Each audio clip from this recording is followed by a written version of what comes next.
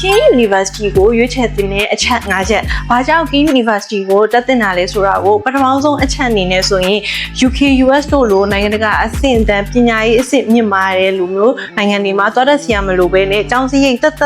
နဲ့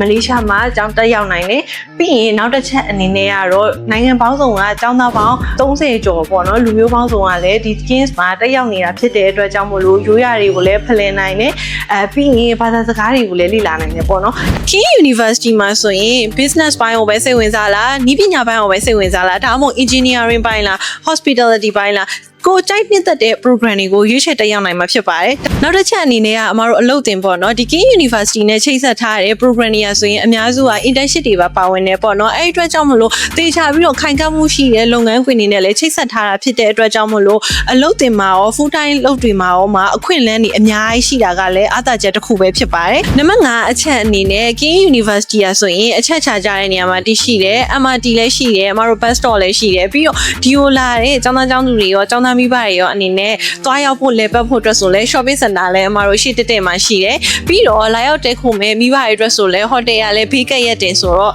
လုံးဝအဆင်ပြေရပေါ့နော်ပြီးတော့နောက်တစ်ချက်ရှိတာကကြတော့စင်ကာပူထိုင်းတို့အင်ဒိုနီးရှားတို့နဲ့နိုင်ပိုင်းအချိန်ကွာဝေးတာဖြစ်တဲ့အတွက်ကြောင့်မလို့မောင်လေးတို့ညမလေးတို့ပဲဖြစ်ဖြစ်ဒါမှမဟုတ်မိဘတွေပဲဖြစ်ဖြစ်အားလည်းရက်တင်မှာဆိုရင်သွားရောက်ပြီးတော့လဲပတ်လို့ရရနော်